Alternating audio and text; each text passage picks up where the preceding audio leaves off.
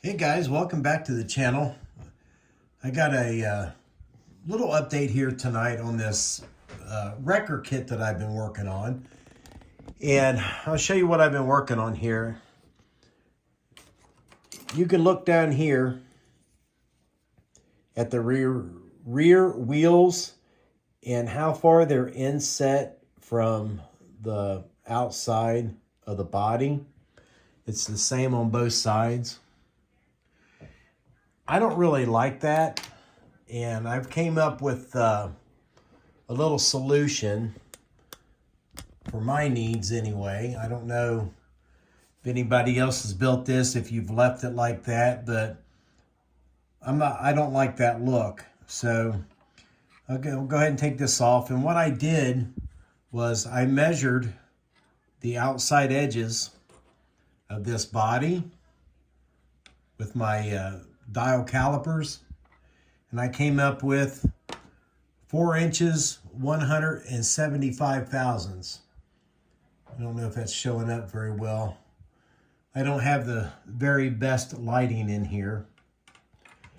And one thing I decided to do was to take some 5/16 tubing and just cut me some spacer pieces for it.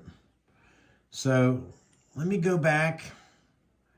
The 5/16 tubing goes right over top of the part piece right there. I just slide that right in there. Slide that bad boy on. Now when I go to glue these on, see if I can capture it right here. This tubing will go right up against that that brake plate that's on there. So it'll give me a nice solid surface to glue to. And you know, I'll put a good amount of glue on it, and I will let it set for a couple of days with some paint cans on it or whatever. But now that I've got spacers on it, we're going to set our body back on, because this body has locating points. And you can see now that we have a much better reveal. Just barely have the tires sticking out on both sides. And for me personally, I like that look better. I think it fills up the wheel wells better, and it just gives a cleaner, more full look to it. So that is, you know, basically really the only thing I've done on it today was work on that wheel spacing. I did get some of the components for the boom together and done some sanding on it, but we got all the other components over here. I don't think I'm going to be able to assemble these in the bed and then paint everything all at the same time, because I think it's going to leave me too many places where I can't get paint. For example, you know, when I put these boom supports in there, you know, there's going to be places that in back of it, on the inside of it, that I just can't, I won't be able to reach. So, you know, we'll have to get as much of this together as I can, because these glue up in there like that. I maybe go ahead and glue these pieces together.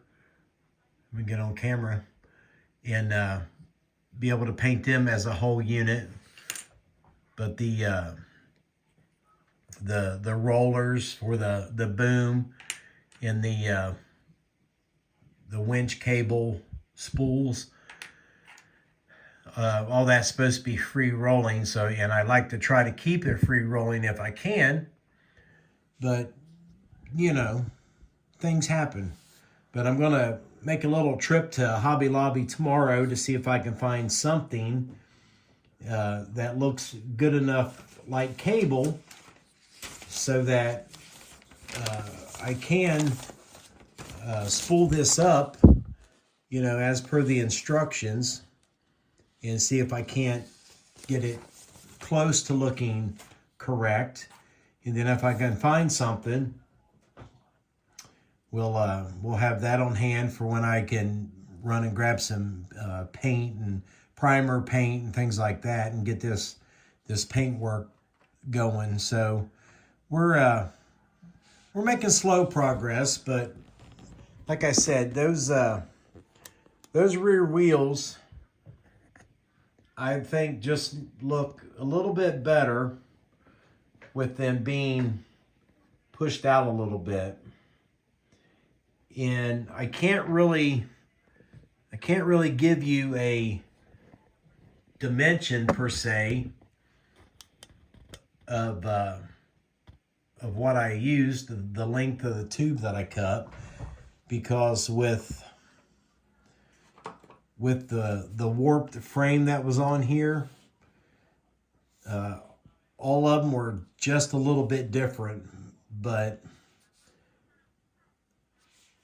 I have them pretty much all lined up to where the center spacing is the same on the front set and the back set.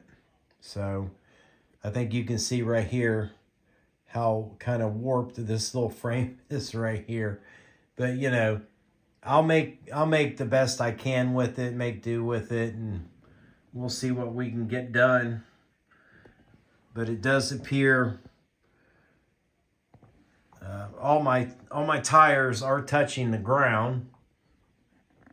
So, you know, it never hurts to have a good supply of tubing on hand, and just be a little creative. I mean, solve your problems, and you know, things will work out eventually. And that's what I'll do, is I will get this tube glued in there, and then when I go to assemble after paint, he will be stuck on there just like that, creating a real nice area for the glue down in here. And then what I will do is I will take some of these tall thinner bottles I have and squeeze it together with one over here, and we'll just let them set and dry up for a couple of days. You know, drop some to me extra thin on that, and once these back two get done, I will just move up to the front two. We'll glue those on there, making sure that they're, you know, straight.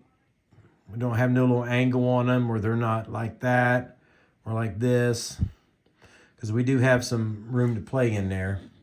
So we'll just have to make sure that they're nice and square, and we'll go from there. But that's my my little solution to you know, what I'm calling a gap issue. You know, I got the wheel wells boxed in. I'm going to do a little bit more sanding on them, the bottom side, but it'll hardly ever be seen. But this area right here is where that piece goes. So once it locks itself into place, really not going to go anywhere.